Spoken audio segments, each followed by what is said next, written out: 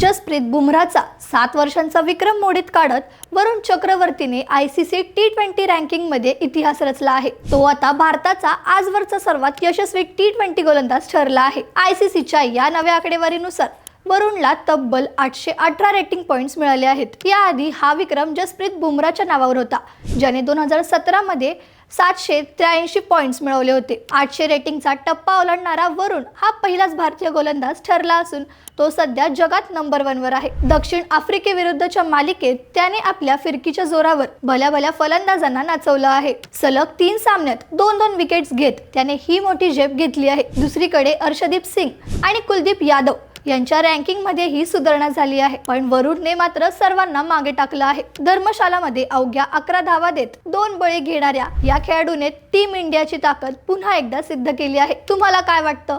वरुण चक्रवर्ती आगामी world cup मध्ये भारताचा सर्वात मुख्य गोलंदाज ठरेल का? तुमचं उत्तर कमेंट्स मध्ये नक्की सांगा।